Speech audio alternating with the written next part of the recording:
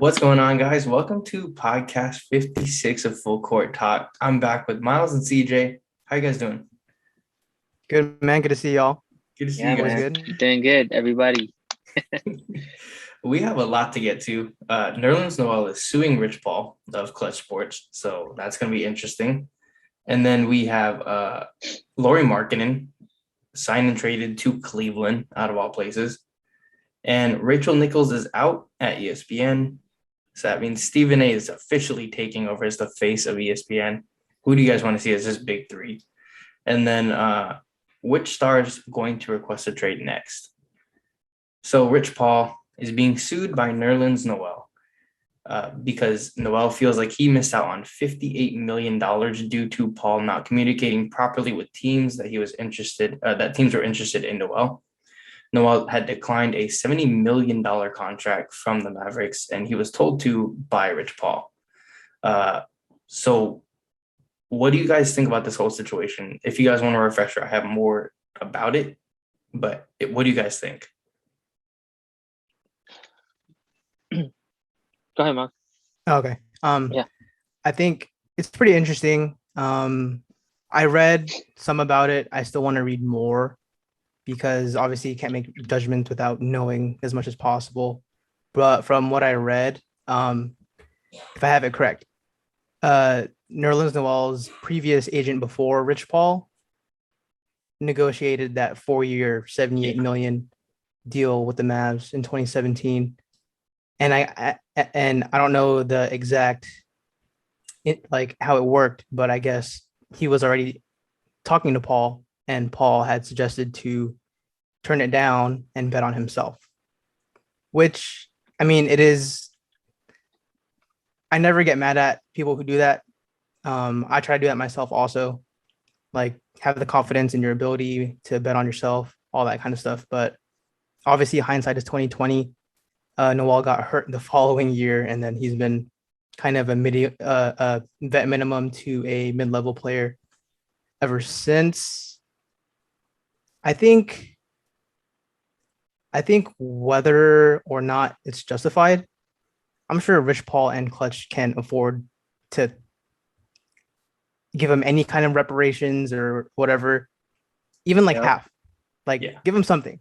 You guys are the powerhouses of NBA agencies.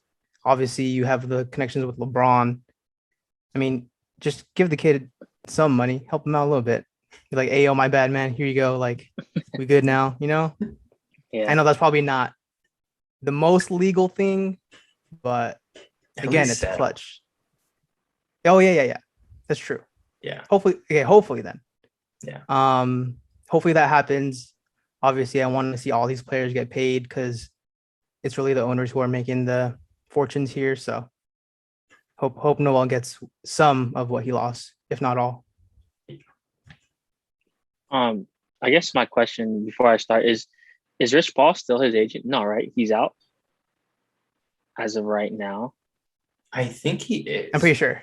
Yeah. Because I think he saw that this whole thing started because Rich Paul wanted $200K for his last contract. His whatever percentage that he's going to take, and Nerlens Noel declined it and then handed him the papers to sue. Yeah, so I don't think he's under new it's a weird situation, but I don't think he's under new management as of yet. So technically he's a free agent again. Might be. Well, I mean, like Myles said, can't ever get mad at a guy for wanting to bet on himself. However, this is one of those situations where Nerlens should have taken the safest route and decided to, sign that contract. And I understand because Rich Paul is his agent. And when it comes to the business side of things, that is why all players, regardless of the sport, they have agents. So they can negotiate, so they can advise them to do what's best for the most part. And unfortunately, there is a downside to all that. And this is just one of those examples. Outside looking in, like Rich Paul, he is the GOAT of free agency. I mean, not free agency. Oh, sorry, agencies. And so he is basically the guy that you would want to have on your side when you're coming into the NBA. Like automatically, you want Like the players, when they think of clutch, they think of a cult, right? But yeah. So Nerlens, like, unfortunately, he is one of the outliers of the good that Rich Paul and LeBron and all of them have done. So it just sucks because, like Myles said, and we've all seen during this season, he got hurt the following year, and even though he found his niche with the Knicks, losing that money, it's a big thing. Money's money, right? Like, not only do you want it for yourself, but for those around you. So, Rich Paul, if those reports are true from what he's claiming, Rich Paul did him dirty. He basically caused them to lose a lot of money, and that's just basically what it is, which is why he's suing, right? So, I like what Myles said. I hope that they could just, I mean, not that hope, but they could basically just make it go away. That's how powerful they are. They could just pay him off, honestly. But in terms of just the respectful standpoint, this was very unprofessional, Rich Paul. And from what I'm assuming, it looks like he had more important people to get to. Because Nerlens, good player, obviously, but none of the caliber that he has. Braun going down the line, for example, AD, you know what I mean? So I don't know. It just sucks for Nerlens, and he needs better representation moving forward. So now he's gonna have trust issues. Yeah, it's a really bad look. I think it's like kind of a lose-lose situation. It makes Rich Paul look really bad out of everyone, and then also it looks really bad on Nerlens because it makes it look like he didn't have, like, he bet on himself, but he did it in the worst way. He lost $58 million, and that's what he said. That's what he wants. He wants $58 million from Clutch Sports and Rich Paul. So I don't think he's going to get that. I don't even think Nerlens really has a case because he did it to himself by listening to Rich Paul. Exactly. All Rich Paul can do is say, hey, don't take it. He's not forcing you to not take it. You decided to lose out on $64 or $66 million essentially by signing that $4 million. So it's tough and it sucks. But at the end of the day, it's kind of Nerlens' fault, even though I want to side with him because you always side with the players. Yeah. But that's tough. $60 to $66 million you lost out on. I understand why you're mad, but going to sue makes it look really bad. The only way Nerlens wins is if they can prove that Rich Paul kind of discarded him and said, you find it on your own. Because if what they say is true, that Philadelphia tried to contact him and the Houston Rockets, then it kind of has a case. But at the same time, why isn't Philly contacting Nerlens directly? You have his line anyway, since it's a reunion. Same thing for the Rockets. You can find a player's number very easily. So I'm not sure why you'd go solely off of Rich Paul, but it's an interesting situation. And knowing that Rich Paul kind of ghosted Nerlens during free agency is just really weird. Yeah. And the fact that Nerlens is kind of harboring this, and like after 3 seasons, he's like, I'll pull the trigger. That's weird. Yeah. So we'll see how this goes. If anything pops up again, any kind of updates, we'll go over it. But Rich Paul looks like a jerk, but I don't think he deserves to be sued over it, unfortunately. But one of the bigger trades, a 3-team trade between Cleveland, Portland, and Chicago. So Lauri Markkanen signs a 4-year, $67 million contract to be sent to the Cavaliers for Larry Nance, who is going to Portland, and Derrick Jones Jr. is heading to Chicago with a first-round pick from Portland and a future second-round pick from Cleveland. What do you guys think of this trade for each team? Who do you think won the trade out of all 3 teams? Chicago, easily. Yeah. Chicago again. I don't know why they've been linked to so much this past offseason, but they're making moves. But Chicago getting a defensive-minded stopper in DJJ. He's not just a dunker, guys. Like, we've seen that he can actually lock down. So Chicago definitely won the trade. To me, personally, you're trying to get Dame to stay. And no disrespect from the players that they got, but Larry Nance Jr. is just not another caliber player that can help the Blazers elevate to the next step, right? I loved him when he was on the Lakers, but you need more better players when you're trying to get convince Dame to stay. And then personally, I don't think the Cavs being Lauri Markkanen's new team was the best fit for him. They already have a crowded front court. I think he could have gone elsewhere. Possibly, the Mavs, maybe a backup to KP or even replace KP if it doesn't pan out with Luka. Even the Spurs. So I definitely think like Cavs and the Blazers, they lost. I mean, who knows? They could possibly draft, generational talent, right? That's what happens in the draft. But outside looking in, like Chicago's a clear-cut winner again. They dump Lauri Markkanen and they get better on the defensive end. It's just confusing because the Cavs, they just drafted Evan Mobley and they have Jared Allen. And so unless you play Lauri Markkanen at the 3, which doesn't make sense. So, I just don't think it was the best team for him to land on. But, Chicago, again, stepping up.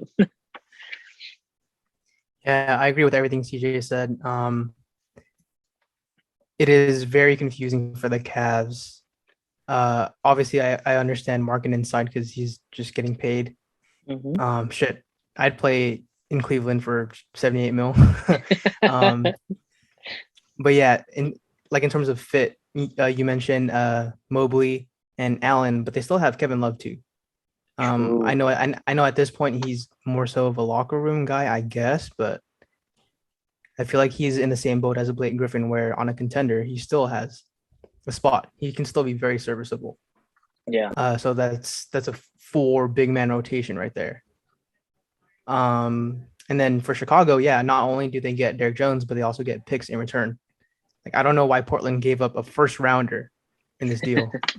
Yeah. I love Larry Nance. Always remember that dunk over Brook Lopez, the dunk over KD. I think he had one on David West when he palmed his head. Love that dude. He is an upgrade from Derrick Jones too. If the Blazers want to start him at the 4 or have him be their small ball 5, he can shoot a little bit mid range. He's a good defender. Obviously, he's still a good rim attacker. And I did want to reconsider Portland's side of this because I think last week when it dropped, we all kind of dismissed it. I forgot they still had a bunch of their guys still. They still have Nurkic.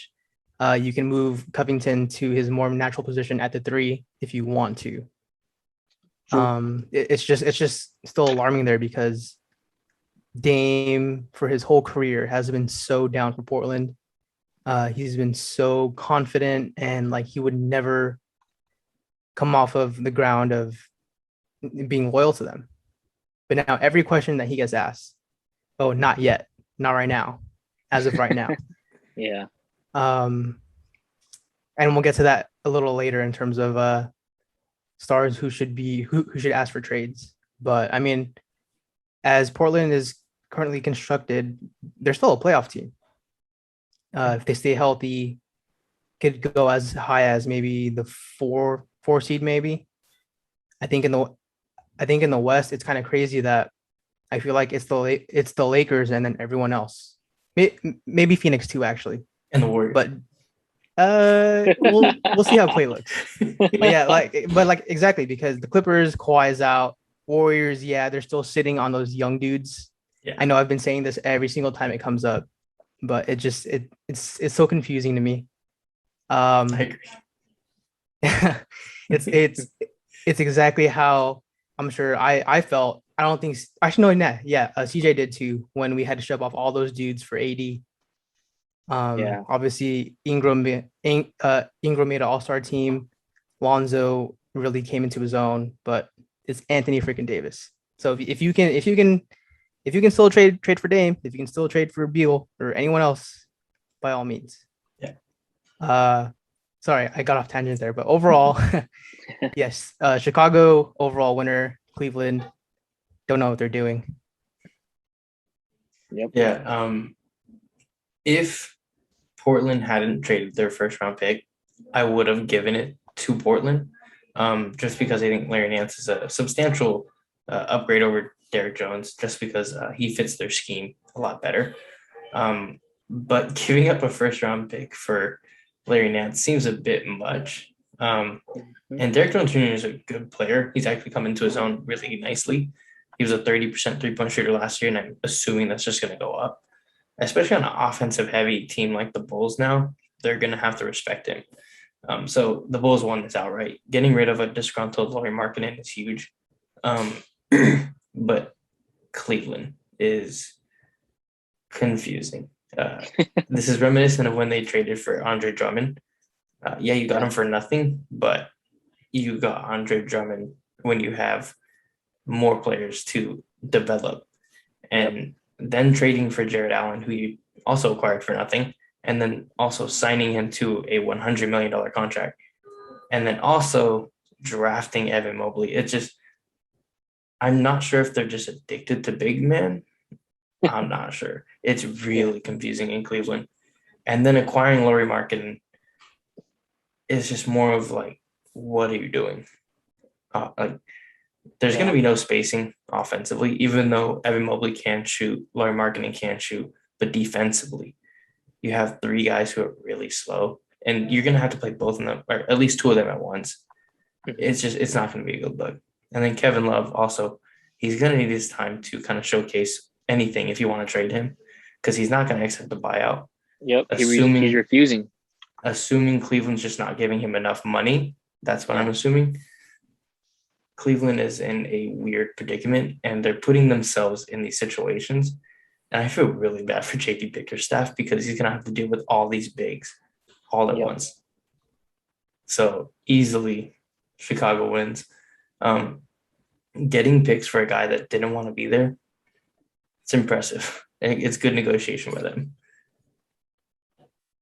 But going on to our third topic, Rachel Nichols is out at ESPN. This is all coming after her little outburst about Maria Taylor, who was an up-and-coming star within ESPN. She ends up leaving ESPN after this whole thing, after ESPN mishandled everything. Rachel Nichols stuck around for the finals, and then as of right now, she is gone. They're kind of wiping the slate clean of Rachel Nichols. Her show, The Jump, is canceled, and now they're kind of scrambling for a new host, and it seems like Stephen A is going to take over. But what do you guys think about the Rachel Nichols situation? Do you think they handled it correctly, or do you think they could have handled it a lot better? So tough. I think politics in any landscape, whether it's NBA, the real world, it's tough. I did like the fact that they gave her sideline spot in the finals to Malika Andrews. I'm also okay with them letting Nichols finish out the season on The Jump, because that show was like all her, pretty much. It was her idea. And she ran it pretty well, I feel like. I know she gets a bad rap, but she has had some suspect like questions or stories. But a lot of the times when I wanted to find a program that was just basketball, I would tune into The Jump. No matter how many goofy things Kendrick Perkins says, or questionable things that are said, like, it's any basketball content I want to consume. I'm sad that as of right now we don't have that. But if Stephen A starts, or if anyone starts a similar kind of show, I'll be sure to tune in. But yeah, it's just messy overall. I feel like they kind of dug their hole already, so there's really no good way, so to speak, to handle it. Yeah, no, I definitely agree with Myles. I think also another thing, ESPN was pressured to handle it just like that. Yeah. Don't get me wrong, her comments were completely out of pocket. showed that she was jealous. Some might even say that she's racist, right? But at the same time, like with everything that's happened from last year's event to right now, ESPN was definitely pressured to handle it swiftly. And so I believe they were right in letting her finish out the season. So that way, although people are going to talk, the transition would go smoothly right after the season ends. All the basketball, summer league, all that stuff, that's something they don't talk about. So that's when she can quietly be gone. But now that, they just completely axed her from everything. I think moving forward, like whoever's going to replace her, it's going to be tough because up until she made those comments, like a lot of people looked at Rachel Nichols and didn't agree of how she did things. And I think most people are going to remember her for that Jimmy Butler fiasco from the bubble. But yeah, so I think what ESPN is going to end up doing, so Stephen A is going to take over for sure because, although he's also flamboyant, he's comedy, right? It's good for TV. So my wish list is for him to get Skip back and, get Skip and Michael Wilbon. So those three would be must see for me. Right. And if I'm not reaching, if it could really happen, Shannon Sharp and Skip, bring those two with Stephen A. You know how loud that show would be? God. I would not be pay able to them focus. 5 bags, man. Yeah, I know, right?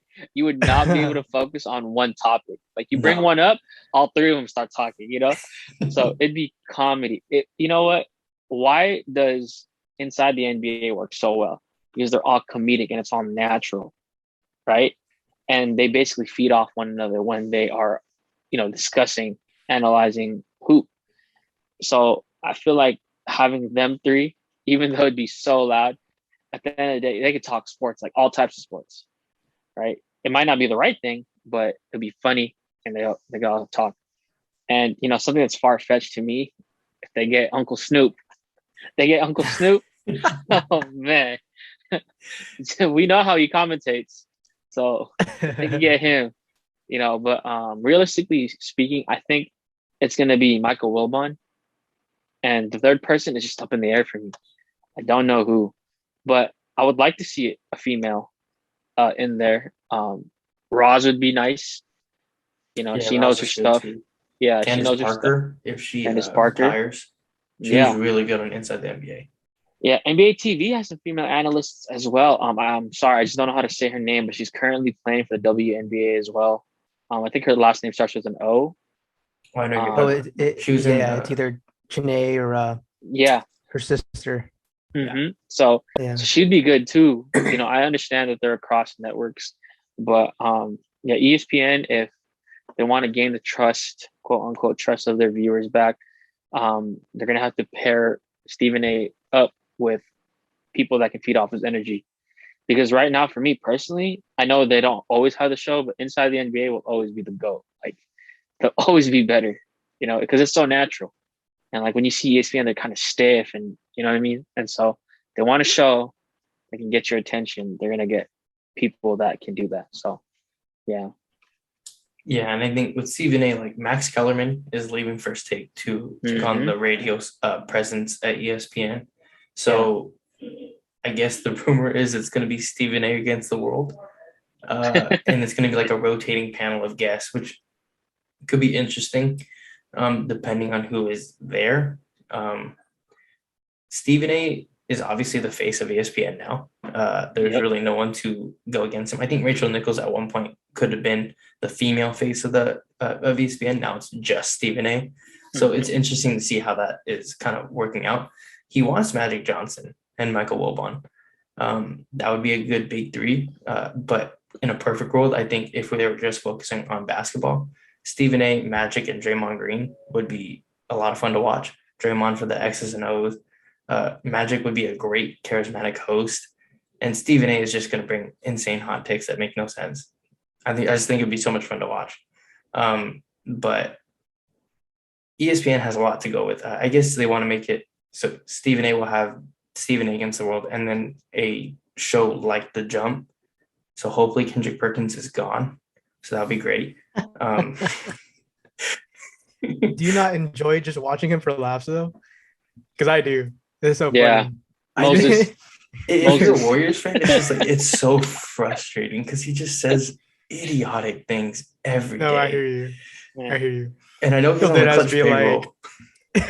He'll be like 1 + 2 is 5. Carry the hell on. Like what? What do you say? Like he'll say things that have no correlation and be like, carry the hell on. It's like, Yeah. bro, what do you say?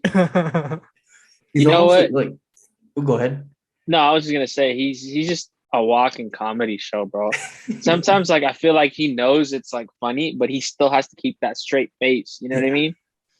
There's no way he thinks like these things are like true, right? Yeah. You would think. Yeah. You would think. You know, he always has those "I want Iguodala" moments. Yeah. You know what I mean? Yeah. And there's so many, there's too many to count at this point. It's just like every time he's on air, it's just like, the fuck is he gonna say now? Yep. And like as soon as he like started standing up for Rachel Nichols, like, oh yeah, this dude's on the payroll. Yep. Definitely. He's just insane sometimes. Jalen Rose wouldn't be bad either. I completely forgot about I him. love Jalen Rose. I think he's great. Reggie Miller is okay at times, depending on who he's talking about, though. Yeah, but he would be interesting because he's bitter at times. But true. Who is your big three, Myles? Who would you want to see? I'm gonna keep it at ESPN people just because I feel like that's the most realistic. I like RJ a lot. I know he might make Warrior fans feel some kind of way because he was on the Cleveland team, but I think he's really funny. And obviously when he wants to get serious and talk about basketball, he can and will. Yeah, former All-Star, Olympic bronze, all that. I remember this one time when he was doing a game. I think it was like the Nuggets and someone, and I think Jamal Murray was arguing a call. He said, "Calm down, Jamal." I don't know why it was so funny, but just the way he talks and carries himself is so funny. And I feel like him and Stephen A going at it, ball jamming each other, would be hilarious. So him for sure. I also like Jay Williams. Sometimes he says some suspect stuff. Honestly, who doesn't? Yeah. But I feel like those three guys would have a lot of good chemistry. Obviously, throwing Will on there too. I don't know how I feel about Magic because Same. I just don't know what he'd be like. I'm sure you guys are familiar with how he is on Twitter. Mm-hmm. Too positive. Yeah, Obvious. Never negative. Captain Obvious. Yeah.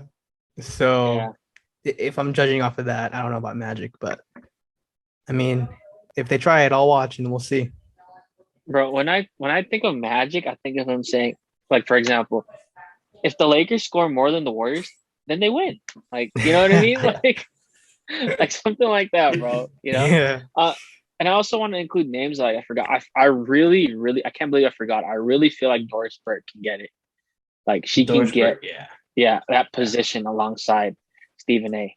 Just because she's a seasoned veteran when it comes to analyzing, and calling games. And I also would not mind Mark Jones. Like those two transitioning from doing games to having their own show because they already have like intellectual minds when it comes to sports. And like I love the comments that they make, especially Mark Jones. But I understand he does broadcast with the Kings, so maybe not. It's kind of far fetched, but the comments that he says, deep, like the fries at the bottom of the bag, that's prime, So but Doris Burke, I can't believe I forgot about it. I think they'll be. Okay. Yeah. No, I was going to say, Drake said WCW, so that's her right there. I think Doris would be fantastic, but the only problem with her and Stephen A is Stephen A doesn't know basketball like as much as Doris. Facts. So I feel like it would be awkward because Doris knows like damn near everything, and Mhm. Stephen A doesn't know a lot of the players. Like he's kind of like Chuck, where he's who he play for, He knows the stars, but he doesn't know like every player like Doris will. Yeah, agreed. That could be comedy though. If Okay. Doris starts talking about someone, he's like, "Who the fuck is that?" Who is that? Yeah. Yeah, I would love to see Doris. I think she's fantastic. She is a great analyst, and I mean, like Drake said, WCW.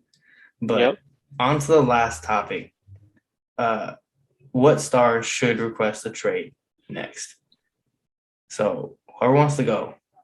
I have 3 players, so whoever wants to go next or first. Go ahead, TJ. Well, for me, aside from Dame, Beal, my answer is Tatum. I say Tatum. And the only reason why I say Tatum is because the Celtics have failed to do anything relevant in the last couple seasons. They miss out on free agency. They strike out when it comes in the playoffs. And Tatum is their clear-cut best player. They're not going to let him go. They would let Jaylen Brown go before they let Tatum go. But seeing how Tatum was at Duke and watching him, with Boston, I feel like if they don't find success in the next season or two, I wouldn't be surprised if he wants out. And I'm also feeding fuel into the fire of him getting the Mamba tattoo recently. So, he loves Kobe. So, but no, honestly, realistically speaking, I don't know the contract situation with Tatum. I'm just saying this based on how I would feel if I'm him. Because, in the bubble, they made the Eastern Conference semis or the finals? I believe semis. The finals. Yeah, conference finals. Conference finals. And they lost. Yeah. Okay, so against the Heat and they lost. And then going into last season, they get swept. Is that correct? Or no, they won one. I'm sorry. They won one. And then the Nets. Against the Nets. So I understand it's the Nets, but if I'm Tatum, it's kind of like, it's not looking so good. And I understand like there's players like Dame who are loyal.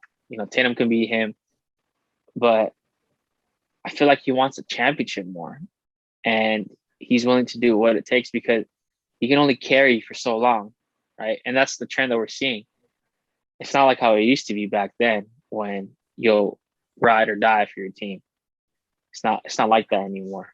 Some stars still have it though. Don't get me wrong. Steph, for example. Braun. Right? Man. Right? No, but really, like, as of right now, Steph, Dame for the most part, right? Beal for the most part. But yeah, just especially these young guys. And Tatum is still young. So I could see him requesting a trade. Not right now, but if things don't pan out this season or in the next season, maybe even after that, he can be patient, but I wouldn't be surprised if he asks for one soon. Yeah. I'm glad you prefaced by saying someone who's not Dame and Beal, because I was gonna say the same thing. I feel like we've been talking about it ad nauseum. Yeah. It's just so weird that they won't call their shot. Yeah.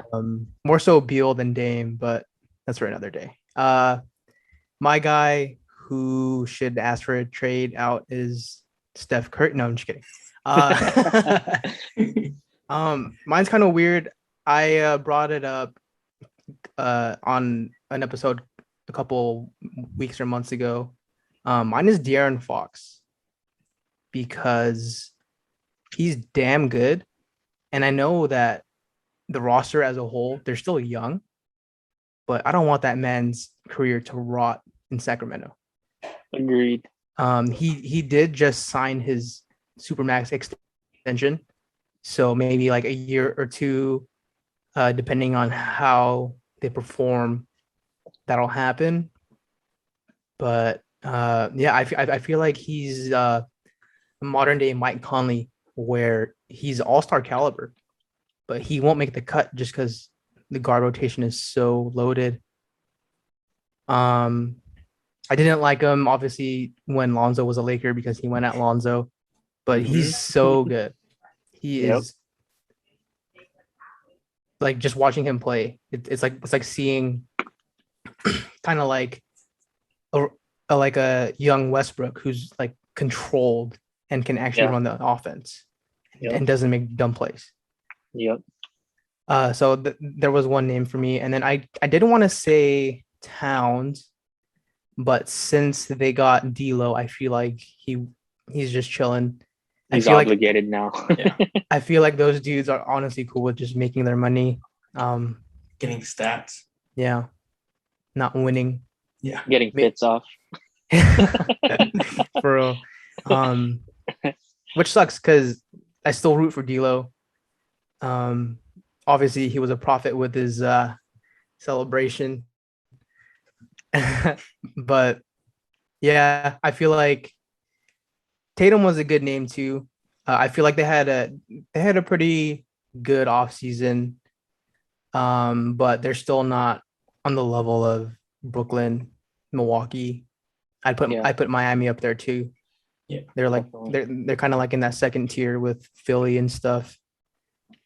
Yeah. Hey, Tatum's a Kobe disciple, and Braun might retire in 4 years, so we'd be down.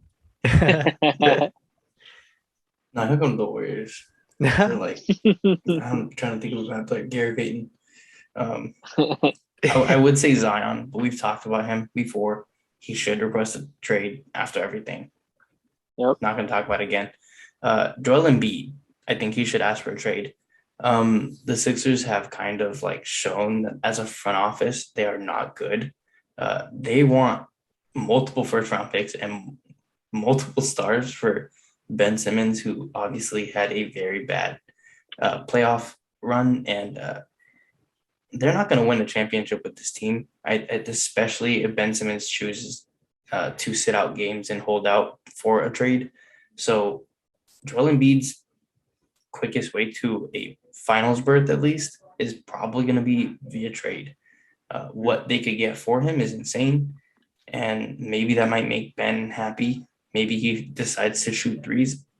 I don't know what the fuck's going on with them, but I think at this point, Daryl Morey is a hell of a GM, but there's only so much he can do. I think Elton Brand is not good, and I think they should get rid of him, but they want to stick by him. And I think if they're going to continue to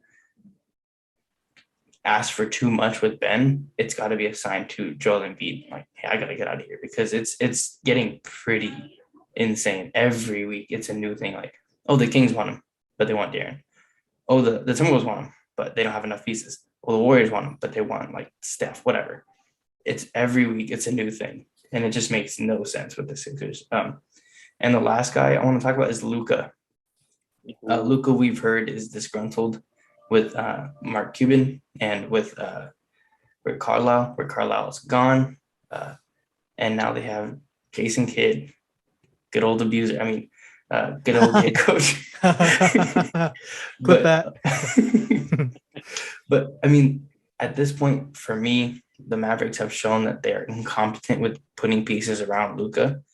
And I think in all of the seasons that he's played, I think 3 seasons, he's gotten some really bad habits, and he's a black hole on offense. If he's not handling the ball, he's not moving. And it really just kind of makes the Mavs on the offensive end, when he's on the floor, there's just no space. There's no movement. It's Luka or bust, which is just not a good, viable way to win a championship. We've seen that with the Rockets and James Harden. You can't win that way. And I think another thing is that he's one of the worst defenders. He's incredibly lazy, and he uses a lot of offensive energy, but he needs to put that on the defensive end if they want to win games, because you can just pick him apart. But with all that being said, I think the Mavericks are to blame. They let him they babied him, and they allowed him to kind of grow as a superstar like this. So I hope Jason Kidd can do something, whip him into shape, because he doesn't I know he has a thing about androids. He wants only blue bubbles. So we've seen that. But I like in their offseason, they re-signed Tim Hardaway Jr., which I thought was a great move, but they overpaid the hell out of him. Mhm. And then you also go get Reggie Bullock, who's a good shooter, but that's it. Sterling Brown, non-factor. Moses Brown, we don't know what he's like. He's a mysterious player, essentially. Yep. He had a couple 2020 games on a bad team, and he got the bag. So good for him. Yeah. But he moves around a lot this offseason. He was traded from the Thunder to the Celtics, and then he was rerouted to the Mavs. So I'm just not sure if they did enough to make another run at the playoffs.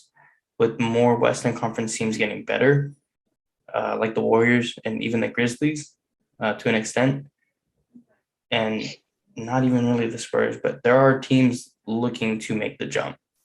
I don't think the Mavs did enough to ensure that they're going to have the firepower. And also with Porzingis, you know that they don't fit, but you keep him.